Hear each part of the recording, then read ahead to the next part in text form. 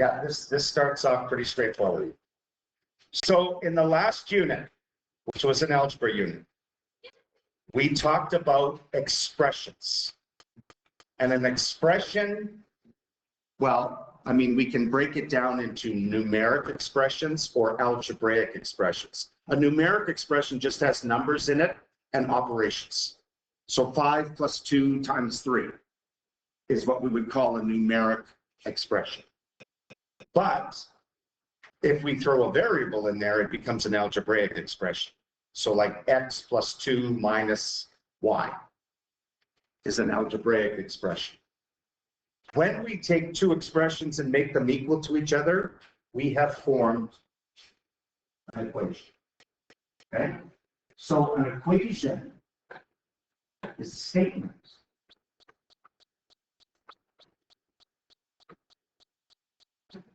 that two expressions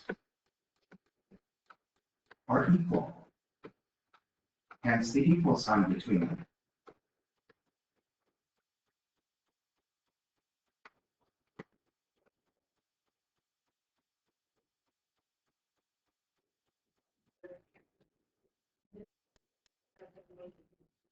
Equations can be true or false. So for example, I mean, you're not used to seeing an equation that just has numbers in it, but it's still an equation. Is that a true equation? Does 5 plus 3 equal 8? Yes.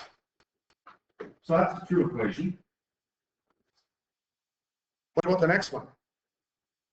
No, that's a false equation. 7 minus 4 does not equal 2. This is an interesting one. What about the third one? Sure. Unknown. Unless?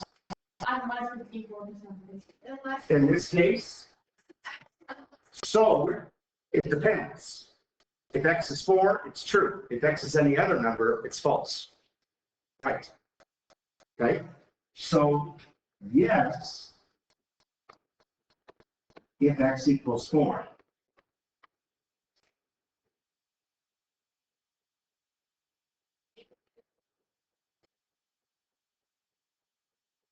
Okay?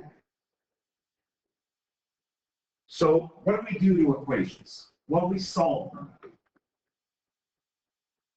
Okay? That means we try to find the value of the missing variable. With expressions, you're told the value of the missing variable, and then you do calculations with it. Here, we're trying to figure out what the variable is. So we are trying to find the value of the variable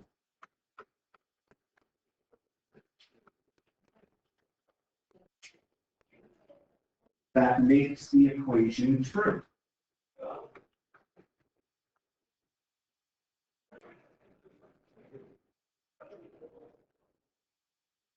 Just like we did with x plus 5 equals 9. It's true if x equals 4. So we have solved. And what do we call the value that makes an equation true? We call it the solution.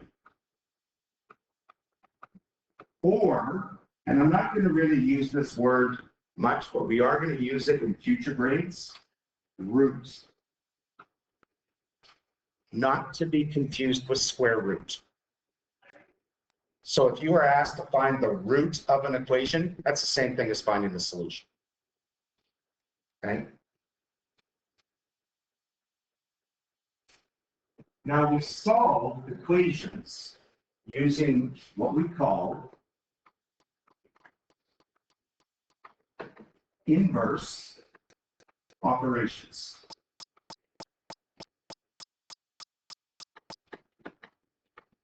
We are undoing operations.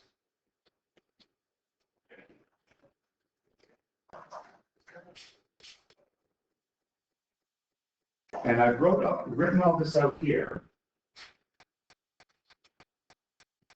But if you start with the true equation, and if you add the same number to both sides, the equation is still true. So for example, 5 equals 5 is true. If I added 4 to both sides, it'd still be true. Right?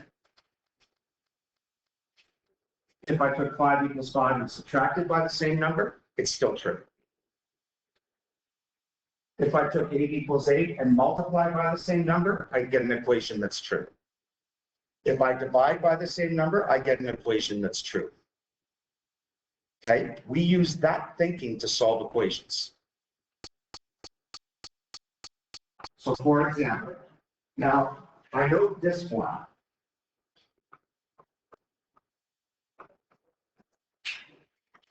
You guys would be able to solve mentally.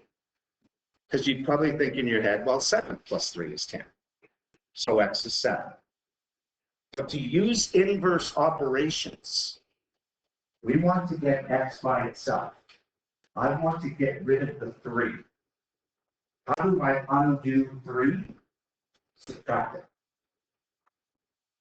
And whatever you do to one side of the equation to keep it true, you have to do the same thing to the other. Yeah, me too. Yeah. So what am I not doing after I do that? X equals 7. Okay? Now, usually with ones this simple, we don't have to do this work because, like I said, you guys would be able to figure it out in your head. But I want you to understand that we do it like this when the equations start to get a little bit more complicated. Okay?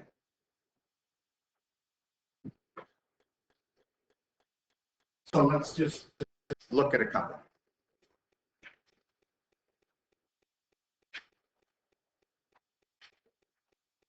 So x subtract 8 is negative 12. Maybe that's not quite as clear to do in your head because there's negatives involved.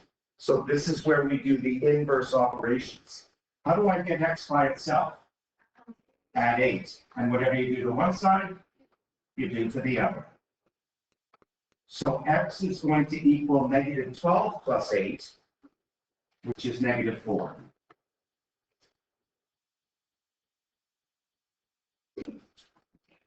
We can always verify solutions. This is the nice thing about solutions. It's easy to check your work. Because to verify a solution, take the answer you got, put it in the equation. Does negative 4 minus 8 equal negative 12? Notice I put a question mark over the equal sign this time because I'm asking myself, does this equal this? Yes. Because that works out to negative 12. So every equation can be verified. Okay?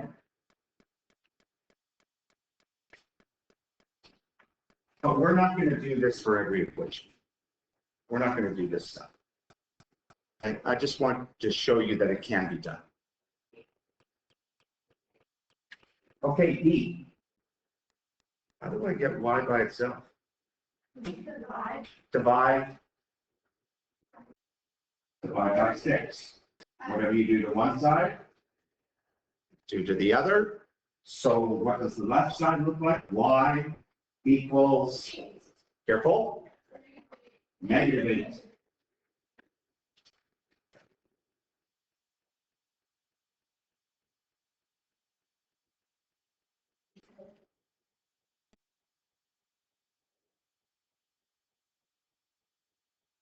Oh, this one. Interesting. What do I do to get x set by itself? Divide by? Divide by? Divide by negative 8. Divide by negative 8. Now, ladies, 6 divide negative 8. So what do? You put it in, you said divide. Like, we divide. Leave it as a fraction, but reduce it if you can. I'm glad, don't worry. What do we get? And remember, and we talked about this a long time ago, the negative could go up top, it could go on the bottom, it could go in the middle. They all mean negative, but just don't put 2 negatives in. Because 2 negatives means positive. Okay, so be careful with that.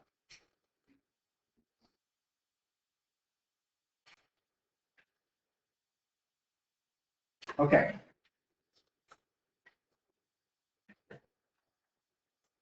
We're going to do more of this later on, but we're going to use equations to solve word problems, but these are pretty straightforward word problems.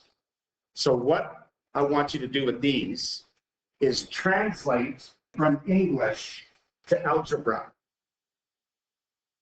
How would I write 3 times a number is negative 27? X equals 86. Exactly. 3, so we write 3 times a number, well, some unknown number, we just give it a letter name, is equals negative 27. And how do I solve? Divide by 3, divide by 3, and x equals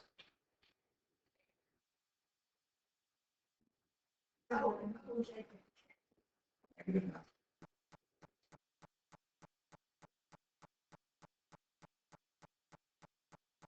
A number divide 4 is 1.5. How do I translate that? Romy? And I'm going to use it like this. I'm going to do it like that. Because usually when we deal with algebra, we don't use this division symbol.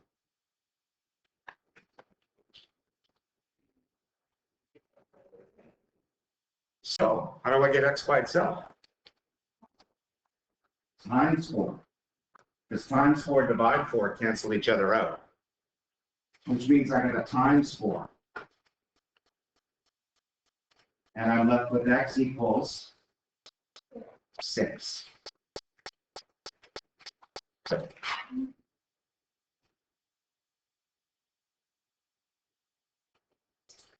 So those are what we call one-step equations, because you find the answer or solution in one step. These are more common. Two-step equations. Great. Okay? So here we have the equation 4x plus 5 equals negative 39.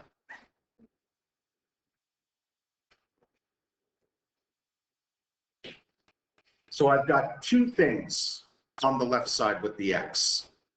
I'm timesing it by 4 and I'm adding 5 to it. The question is, I've got to get rid of both of these to get x by itself. What do I get rid of first?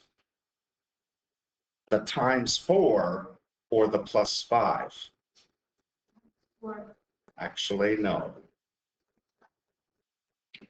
Because if you think about it, if you work backwards, 4 times some number plus 5 is negative 39. That means negative 39 minus this, divide this, must give me my answer. So it's like reverse order of operations. We actually get rid of the adding and subtracting first. So I am going to subtract both sides by 5. And what does the equation look like after I do that? 4x equals negative 44. Divide by. Now I divide by 4. Divide by 4. X equals negative 11. And again, you can always check these answers. Does 4 times negative 11, and then I add 5 equals negative 39? Yes, it does. Yes, it does. Thank you, Ava. Okay, so remember that. Always get rid of, with two-step equations, always get rid of the adding and subtracting first. So let's wrap this up with a couple of questions.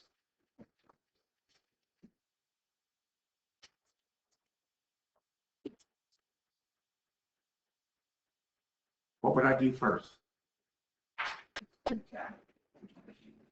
Yeah. How do I get rid of minus 3? Add 3. Worry. Add 3. What does the equation look like after I do that? 4x equals 8. 4x equals?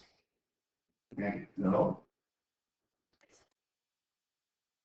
Negative 15 plus 3. Negative 12. Negative 12. Now, divide 4, and my answer will be x equals negative 3. You guys will eventually reach the stage where you'll do these things in your head, and you won't have to worry about writing them out. But I would suggest for the time being, especially with more complex ones. How about this one?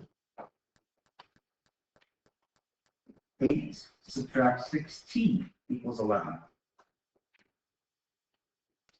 What do I get rid of first? 8. So how do I get rid of 8? Minus 6. Minus 6. Minus 6. And my equation looks like, don't forget that negative in front of the 6, it's still there. Equals 3. 3. Now what? Divide by negative 6. Excellent. Divide by negative 6. That doesn't divide cleanly. So we leave it as a fraction, but reduce it if we can. Yeah, 1 over negative 2 or negative 1/2. That's correct.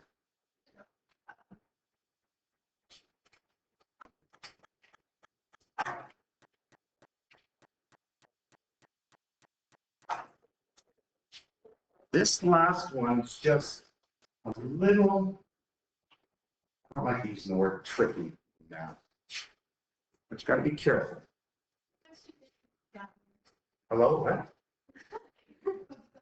Oh, yeah, see, I don't like tricky because it just seems like there's some big conspiracy out to mess with your head. You know, like it's gotta be careful. What do I do first? The 13. Add 13? No, Subtract 13. Subtract 13. And what do I get? Right. 7. It's really close to done, but it's not quite done because there's a negative.